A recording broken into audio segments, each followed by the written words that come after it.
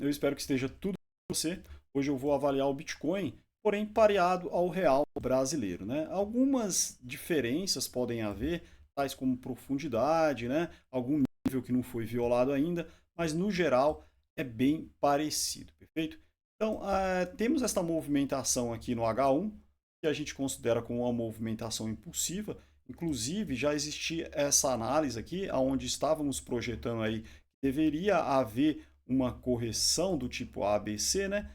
Naquele momento que a gente estava onda 5 isso aqui, mas agora eu vejo que é mais perfeito que isso aqui já seja a onda 5 e isso aqui já seria o primeiro movimento de onda A e esse ABC aqui subindo seria a nossa onda B e aí finalmente caiu na onda C, né? O que nos indica aí que esta movimentação pode ter terminado é o nível de Fibonacci de 61,8 que deve ser respeitado em relação a ondas impulsivas, tá? Então, o terceiro movimento veio violando a região de Fibonacci e retornou, a gente já que o suporte, no caso, seria a região do 61,8, tá? Então, quando bateu aqui e reagiu, aí confirma, né, violando a linha de tendência, confirma que realmente essa movimentação aqui pode ter terminado e que agora a próxima movimentação é uma movimentação de alta que deve superar esta região de topo aqui, tá? Então, esperamos força nessa movimentação aqui. Para você entender aí e, na verdade, a onda 4 ainda está em andamento, você pode monitorar o terceiro movimento e esperar que haja uma reação agora aqui, né, de resistência nos 345 mil aqui BRL, perfeito? E aí voltasse a cair, parando novamente aqui nos 330 mil, tá? 331 no 61,8 para fazer finalmente a onda C. Mas é mais provável que viole, faça um pivô aqui e continue a alta, né? Iremos acompanhar e entender toda essa movimentação aí, né? Basicamente o desfecho aqui que você deve monitorar é isso aqui, né? Ou seja, a nossa corretiva termina aqui, né? Aqui nós temos o nosso movimento impulsivo e aqui nosso movimento corretivo, né? A onda não direcional e agora o movimento de resposta que deve superar este último topo aqui, né? Quando a gente olha para a movimentação anterior, o que está confundindo a maioria das pessoas é que elas estão contando esta movimentação aqui, ó, como um ABC, então a nossa onda A termina neste fundo aqui, né? Então confunde bastante as pessoas contarem desta forma, porque elas estão ignorando esta estrutura aqui que não é condizente com uma onda impulsiva, né? Ela pode até ser uma onda diagonal, mas como aqui não conta critérios mais rígidos de Neo Wave, então a gente não consegue considerar isso aqui como um movimento válido de onda A, tá? Para zigue-zagues, mas sim como um movimento para triângulos ou até para formações geométricas, como já foi demonstrado, né? Que esta correção aqui sempre vai terminar aqui, seja em triângulo, seja em formação geométrica. Se você contar em formação geométrica, a contagem fica mais correta, você consegue parametrizar melhor ela, né? Então, quando você conta aqui como zigue-zague, automaticamente você vai querer contar isso aqui como flat. Então, são dois erros, né? Primeiro, não pode zigue-zague aqui, tá bom? Você flat aqui por causa do tempo da onda C. Assim como eu falei aqui, não sei se eu falo agora, que existe um tempo aqui para esta onda C, né? Ou seja, aqui está até projetado o tempo, mas eu projeto novamente. Ou seja, o tempo desta onda C não deve ser superior ao somatório dessas duas ondas aqui. Cai, tem que ser rápido. Rápido e volta a subir. Né? Por isso que a gente está acreditando mais numa alta mesmo, tá? Quando a gente vem para cá, essa mesma regra se aplica aqui, tá bom? Então, o tempo desta onda aqui, ó, deste movimento, ele não pode ser superior aos dois primeiros movimentos. E a gente vê que ele é superior em quase 50%. Então, proporcionalidade entre as ondas, tá? O movimento de onda C em flats não deve ser superior ao somatório de A mais.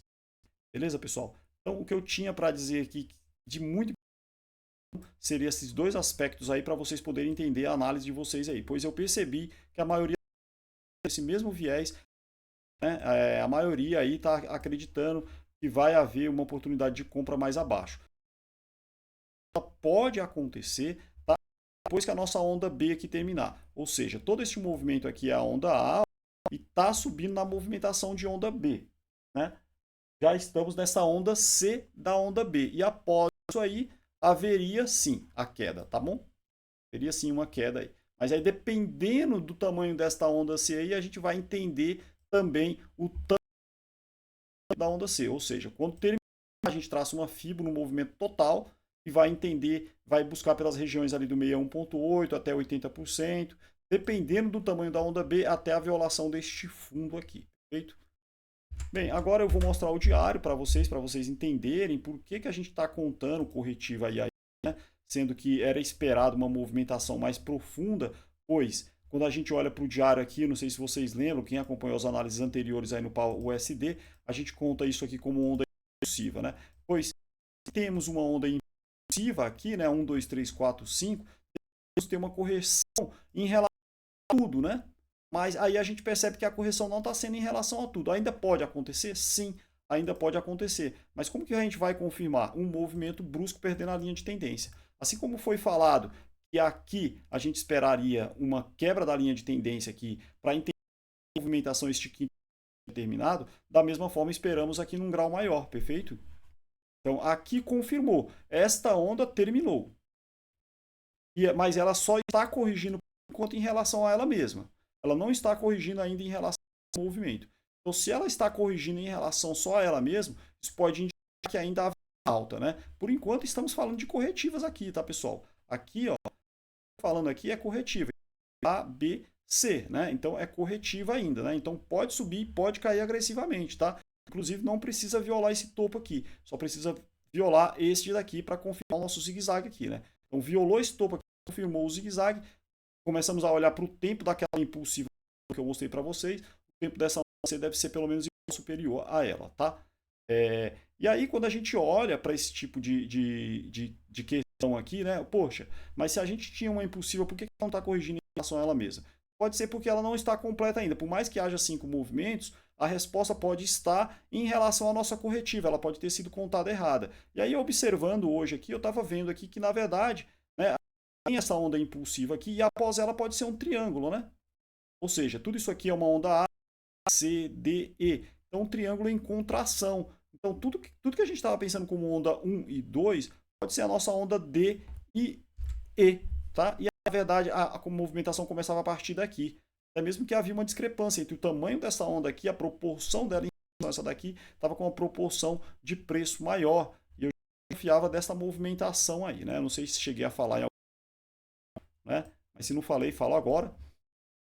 E aí, o que a gente consegue aqui contar então? Que esta movimentação aqui, ela está muito parecida com essa. E aí, nesse caso, isso aí é um viés muito positivo para o Bitcoin, tá? Caso se confirme que essa correção é somente em relação a este movimento com uma onda B do tipo irregular violando o topo aqui, isso indica muita força, força extrema para o Bitcoin, né? Como que a gente sabe que existe essa força extrema? Cara, primeiro, a gente percebe que não houve extensão no terceiro movimento, ó. Ele parou na região do 138. Se ele parou na região do 138, isso quer dizer que o quinto movimento é o que estenderá, tá? Então, como que a gente sabe que ele vai... Qual é o tamanho da extensão, né? É o tamanho das duas ondas aqui, ó, tá? Projetada aí para cima aí, né? Então, primeiro ponto aqui, tem que olhar para o tempo dessa onda. Então, a onda 4 não pode terminar antes da suposta onda 4, antes de 4 de maio, tá? Ela não pode terminar. Então, ela pode subir aqui e voltar a cair para terminar, tá? Pode formar triângulo também por ser onda 4, né? Regular mesmo, né? A gente não sabe qual que é o padrão que vai se formar, né? Bem, eu ia tirar isso aqui, mas deixa assim mesmo. E aí a projeção é na região aqui dos 870 mil a 1 milhão de reais, tá? A projeção para o preço do Bitcoin. Caso este cenário muito positivista para o Bitcoin se confirme, né? Então, para ele se confirmar, a gente vê força aqui. Para confirmar que era aquele movimento inicial mesmo, o quinto movimento, a linha de tendência precisa ser violada em tempo inferior a esse projetado aqui, que é o 4 de maio aqui, né? Então, se a linha é perdida até 4 de maio, confirma que a movimentação inteira terminou. Agora, é o primeiro estágio de confirmação. O segundo estágio é a perca do fundo aqui dessa região aqui, tá? Então, se perder esse fundo aqui, aí realmente o movimento terminou, pessoal. E aí a gente começa a trabalhar somente com short, tá? Somente vendendo.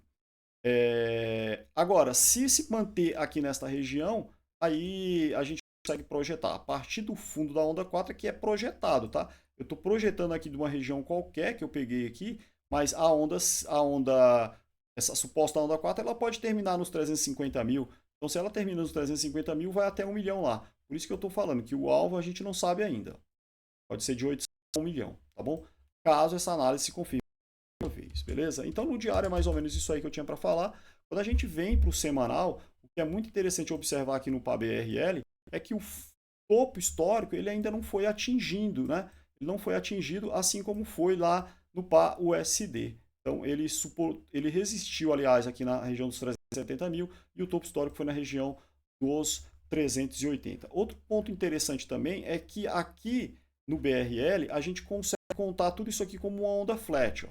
Não vou explicar os porquês agora, para não ficar muito longo o vídeo, mas como uma onda flat aqui. E aí, nesse caso, a gente consegue também projetar uma justificativa para esse movimento determinado nessa região aqui, ó.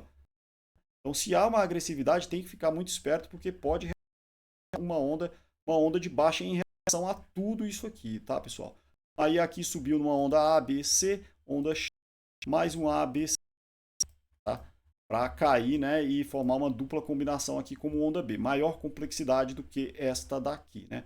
Que é o que é esperado aí. É claro que existem diversos fatores gráficos aí que devem ser levados em conta, tá? Tais como criação de canal, tá? Tempo. Então tem muitas coisas que devem ser olhadas que eu não irei entrar em detalhes para esse vídeo aqui não se estender tanto, tá? Bem, se você tem interesse em aprender ondas de Elliott, aqui é o lugar perfeito, siga o canal, não esqueça de curtir aí as publicações e começar a assistir os vídeos. Temos todos os vídeos ensinamos alguma coisa sobre a teoria, tá? Temos o perfil também no Instagram, o Eliotista, tá bom?